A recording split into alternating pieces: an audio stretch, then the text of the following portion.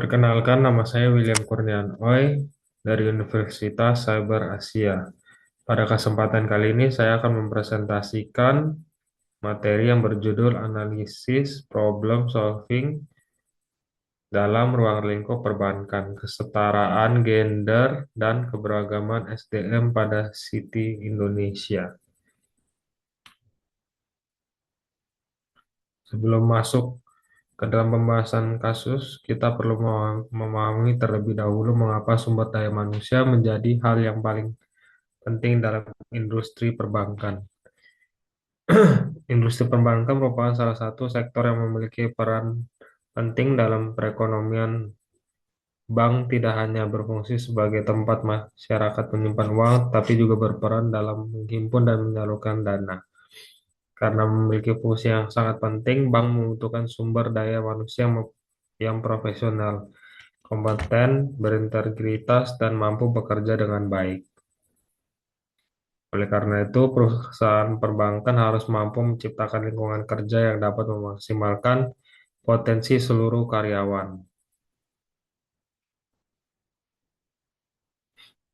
Berdasarkan pemikiran tersebut, saya akan menganalisis kasus Citi Indonesia dengan pendekatan problem solving.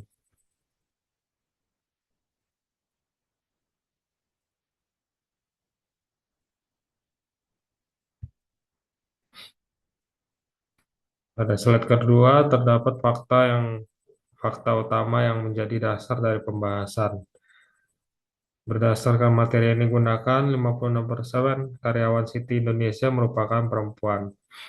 Angka ini cukup menarik karena menunjukkan bahwa perempuan memiliki kontribusi yang besar dalam organisasi Citi Indonesia. Dalam materi juga disebutkan bahwa berdasarkan data Bank Dunia tahun 2021, sekitar 54% perempuan usia produktif di Indonesia bekerja. Selain itu, Citi Indonesia disebutkan menunjukkan komitmennya terhadap keberagaman dan inklusi. Citi Indonesia juga memiliki program Citi Peka atau Citi Peduli dan berkarya yang salah satunya berkaitan dengan pemberdayaan perempuan. Kalau kita melihat data 56% tadi, secara sederhana kita dapat mengatakan bahwa representasi perempuan di Citi Indonesia cukup tinggi.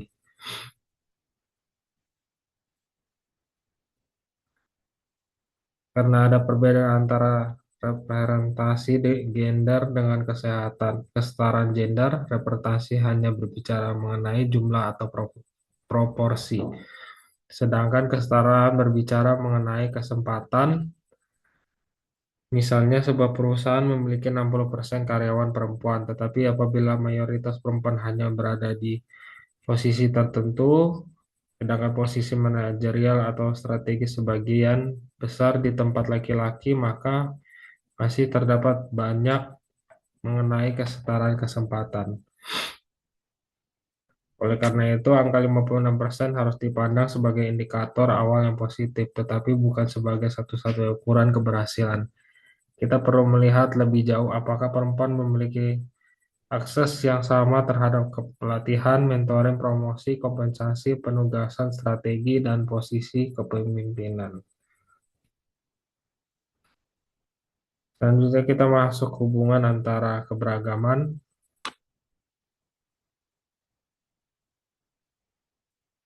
sumber daya manusia, dan industri perbankan. Keberagaman dapat menjadi salah satu keunggulan strategi bagi organisasi. Setiap karyawan mempunyai pengalaman, pengetahuan, cara berpikir, dan sudut pandang yang berbeda. Jika keberagaman tersebut dikelola dengan baik, perusahaan dapat memperoleh lebih banyak perspektif ketika menghadapi sebuah masalah. Hal ini sangat relevan bagi industri perbankan. Nasabah bank tidak semuanya memiliki kebutuhan yang sama. Ada nasabah muda, nasabah yang sudah lanjut usia, pengusaha, karyawan, mahasiswa, masyarakat dengan kebutuhan pembiayaan, masyarakat yang membutuhkan layanan digital, dan berbagai kelompok lainnya. Karena kebutuhan nasabah sangat beragam, bank membutuhkan karyawan juga yang mampu memahami berbagai perspektif.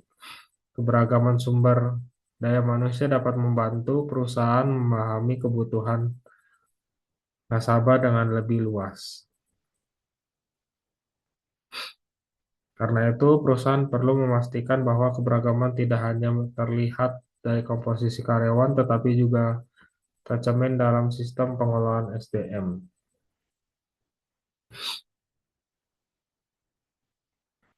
Rumusan masalah. Berdasarkan kasus tersebut, masalah utama yang saya angkat adalah bagaimana Citi Indonesia dapat memastikan penerapan kesetaraan gender yang nyata, adil, dan terukur dalam seluruh proses pengelolaan sumber daya manusia. Masalah ini kemudian dapat dibagi menjadi beberapa pertanyaan. Pertama, bagaimana memastikan proses rekrutmen bebas dari bias gender. Kedua, bagaimana memberikan kesempatan pengembangan karir yang seimbang. Ketiga, bagaimana memastikan proses promosi dilakukan secara objektif. Keempat, bagaimana meningkatkan kesempatan perempuan yang kompeten. Kelima, bagaimana menciptakan lingkungan kerja yang mendukung work-life balance. Dan yang terakhir, bagaimana perusahaan dapat mengukur apakah program kesetaraan gender tersebut benar-benar berhasil. Untuk mengatur akar permasalahan digunakan metode metode 5 why analysis. Why pertama, mengapa kesetaraan gender masih perlu diperkuat. Yang kedua, mengapa kesempatan karir dapat berbeda. Yang ketiga, mengapa bias dapat muncul. Yang keempat, mengapa bias harus dikendalikan. Yang kelima, mengapa sistem meritokrasi diperlukan.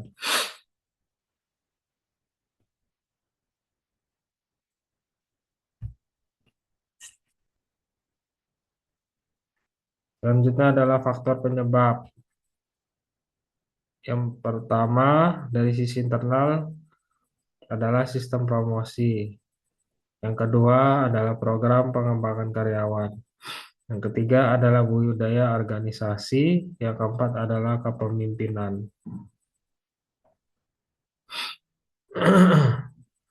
Selain faktor internal, terdapat faktor eksternal. Salah satunya adalah stereotip sosial yang masih dapat mempengaruhi cara seseorang memandang peran laki-laki dan perempuan.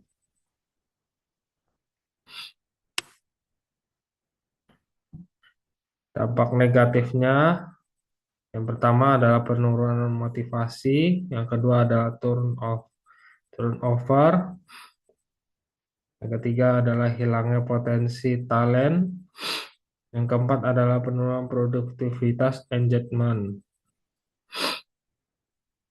Dalam dampak yang kelima adalah berkurangnya keberagaman perspektif dalam pengambilan keputusan. Dan dampak terakhir adalah resiko reputasi. Oleh karena itu, perusahaan perlu mencegah agar permasalahan internal terkait ketidakadilan tidak berkembang menjadi risiko yang lebih besar dan bagi organisasi. Sebaliknya, apabila kesetaraan gender dikelola dengan baik, perusahaan akan memperoleh berbagai manfaat. Pertama, employee engagement dapat meningkat. Yang kedua, retensi dapat meningkat. Yang ketiga, keberagaman dapat meningkatkan inovasi. Keempat, kualitas perusahaan dapat meningkat. Kelima, berbanding dapat menjadi lebih kuat. Dan terakhir, perusahaan dapat memaksimalkan potensi SDM.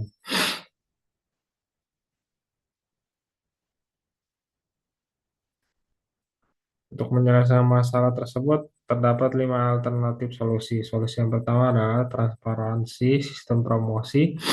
Yang kedua adalah program mentoring. Yang ketiga adalah leadership development program.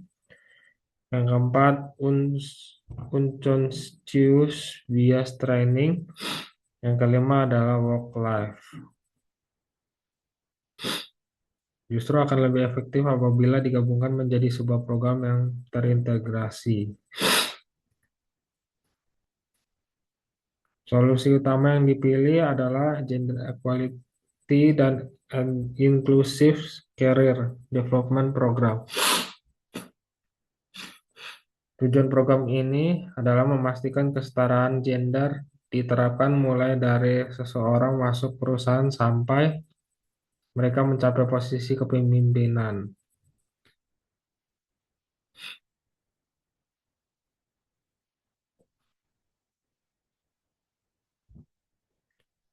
Program tersebut kemudian harus diterapkan melalui beberapa tahap.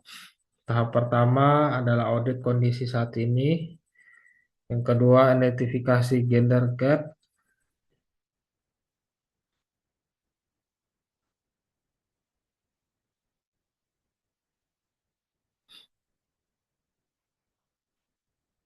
Hasil evaluasi kemudian digunakan untuk menentukan apakah program perlu dilanjutkan, perbaiki, atau dikembangkan. Program yang baik harus diukur, karena itu digunakan beberapa KPI. Pertama adalah presentasi perempuan pada posisi manajerial. Yang kedua, promotion rute. Yang ketiga, training participation. Yang keempat adalah leadership program participation. Yang kelima ada employee retention. Yang keenam ada employee satisfaction. Analisis ini membantu memastikan kompensasi diberikan sesuai jabatan, tanggung jawab, dan kinerja. Dengan KPI tersebut, perusahaan dapat mengetahui apakah kebijakan yang diterapkan benar-benar memberikan perubahan atau hanya berhenti pada komitmen di atas kertas. Menurut analisis ini, kesetaraan gender sebenarnya tidak bertentangan dengan meritokrasi, justru keduanya saling melengkapi. Kesetaraan memberikan kesempatan yang adil, sedangkan meritokrasi memastikan keputusan berdasarkan kemampuan dan prestasi. Dengan cara tersebut, perusahaan dapat menciptakan sistem karir yang lebih objektif.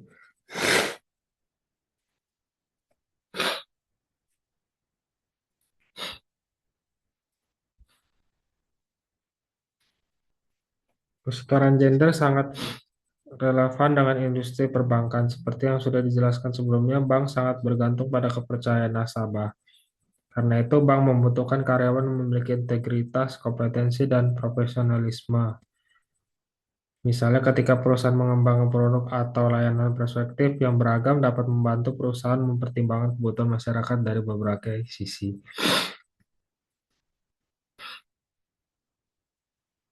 Manajemen mempunyai peran yang sangat penting. Pertama, manajemen harus menetapkan kebijakan yang objektif dan transparan.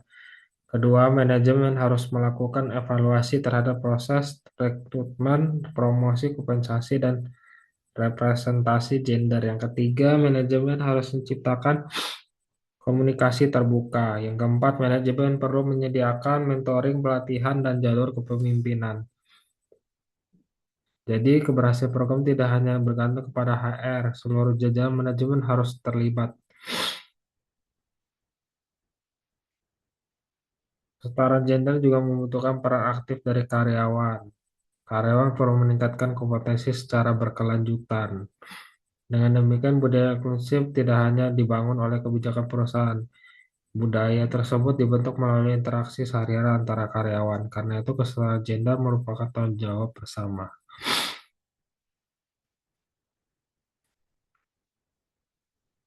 Program ini juga harus menggunakan prinsip continuous improvement. Siklusnya adalah audit, identifikasi masalah, perencanaan, implementasi, mentoring, evaluasi, kemudian perbaikan. Siklus tersebut dilakukan berulang. Namun setelah dilakukan monitoring, ditemukan bahwa tingkat retensi perempuan justru menurun. Maka perusahaan tidak boleh berhenti hanya karena target manajerial sudah tercapai. Dengan pendekatan seperti ini, perusahaan tidak hanya mengejar angka, tetapi benar-benar melakukan perbaikan berdasarkan data kondisi aktual. Selanjutnya adalah analisis SWOT. Untuk strength adalah salah satu kekuatan Citi Indonesia adalah presentasi pegawainya perempuan yang cukup tinggi.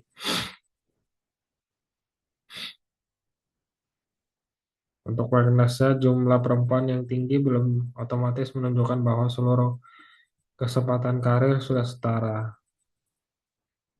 Untuk opportunities, perusahaan memiliki kesempatan memperkuat talent pool perempuan, mengembangkan lebih banyak pemimpin perempuan, memperkuat employer branding, dan mendapatkan perspektif yang lebih beragam.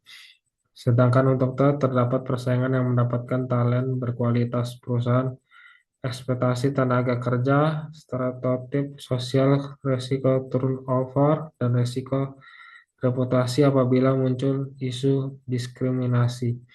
Melalui shot ini, kita dapat melihat bahwa kondisi City Indonesia memiliki kekuatan yang cukup baik, tetapi masih terdapat ruang untuk melakukan perbaikan dan penguatan sistem.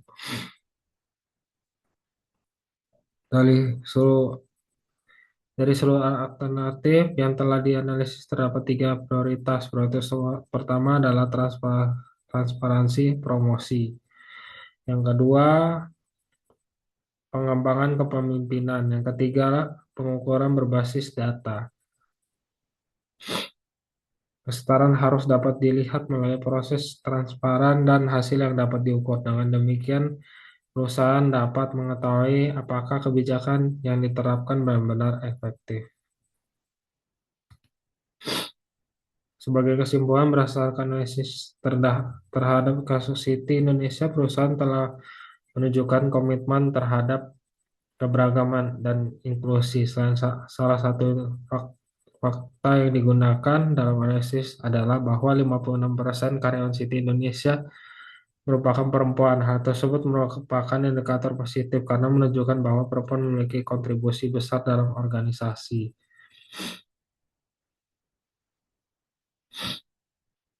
Dengan demikian, keberagaman tidak hanya terlihat dari jumlah perempuan yang bekerja di perusahaan, tetapi juga terlihat dari kesempatan mereka untuk berkembang, berkontribusi, dan menduduki posisi strategi.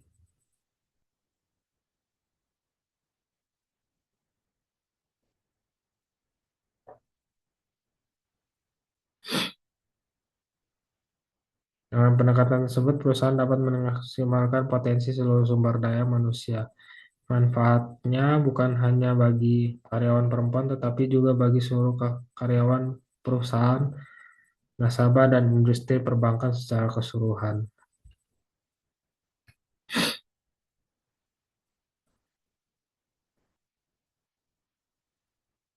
Sekian dari penjelasan saya. Terima kasih atas perhatiannya.